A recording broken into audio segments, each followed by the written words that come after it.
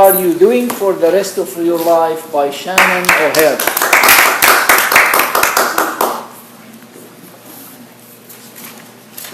Fellow Toastmasters and welcome guests, do you have a plan for your career? Do you think about, well, the next step will be this, and the next step will be that, and then eventually I'll end up here? Do you have that plan in your mind?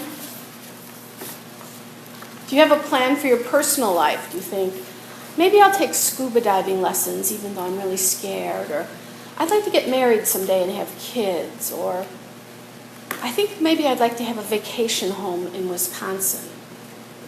Does that sort of thought run in the back of your mind? Fellow Toastmasters and welcome guests, have you thought about your retirement? A lot of people think that, oh, that's so far away, I'm going to quit my job and then I can just stay home all day and maybe I'll travel. That's not really much of a plan. You have to have something that you're going to plan on doing each and every day. I mention this to you because my friend Joe retired last year. On a Wednesday, he decided he was going to retire on Friday. Everybody was stunned. He was only, I think, 56, but he'd been working at my agency since he was 18, so he'd been there a good long time. We were surprised, but we wished him well, and a few months later, he came back to visit. His wife had retired earlier. The two of them were home all day. He was miserable. He didn't have anything to do. He has no real hobbies. He kind of likes to play golf, but it's really expensive and he can't afford it. He is not having a good retirement. I'm going to contrast him with my friend Melissa, who retired somewhat unexpectedly as well. We were having a buyout at our agency. I work for the federal government, and periodically they decide they want to get rid of people, not specific people, but we need to reduce our employees by 10% or something like that. So they'll say, if you retire at this time, we will give you a bonus of $25,000, plus you don't have to, if you have this many years of service, we'll start paying you your retirement money. So she retired at 52. She didn't like her job. She had been very miserable, and she left. She did not really have a specific plan, but because she hated her job so much, she was just delighted to leave. After she left, she started thinking about what she would want to do. She did travel a little bit, and then she decided she'd like to start tutoring people who spoke Spanish as their first language, because she had studied Spanish in college and she kind of wanted to improve her Spanish. She wanted to help other people.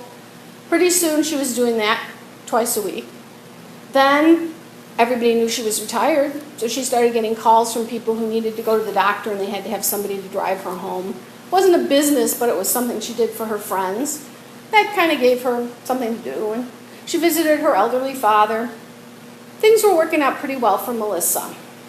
My friend Frank retired at the end of last year. He was about 60. He had also been working at our agency since he was 18. He definitely knew what he wanted to do. He was going to work on woodworking. He started doing that about 2 years before he retired because he thought, I need to have a hobby when I'm retired. He's made a rocking chair, a desk, a coffee table, and a few other things that I can't think of right now. But every week he spends 2 days at the wood shop. He rents it from somebody who uses all the tools, the same person who taught him how to make these things. So that's fun for him. He always knew he wanted to travel. He's gone on numerous trips with his wife, who retired at the same time he did.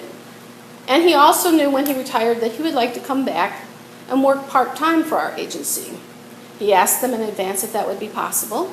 It was. So he's come back twice to work half days for 6 months. That gives him a little extra money, gets to hang out with us. He's very good at his job, so we're happy to have him there. It's a good plan. He thought of this all in advance, and it really has worked out well for him.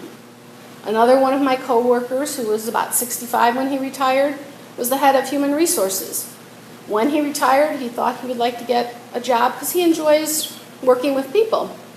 He got a job at his health club. He's the guy that when you come He checks you in. He loves it. He sees people. He knows everything about this business. He's been employee of the month numerous times. It seems like not that big a deal for somebody who really was the head of human resources in a fairly large agency. But it's something he enjoys. It keeps him busy, and he enjoys his days off then. If every day is a day off, I think maybe you just don't enjoy it that much.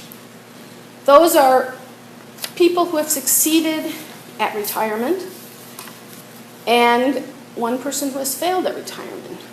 For each of you, retirement is nearer or farther. For one of us, it is already here, I think. Why don't you think about what you want to do with the rest of your life? For me, what I would like to do is be a docent at the Art Institute. I'm taking classes in art history. My speaking abilities, I believe, will help me lead groups. It's something that I'm looking forward to, and it's something that I think I will be prepared for when I finally retire. So think about what you'd like to do for the rest of your life and make a plan.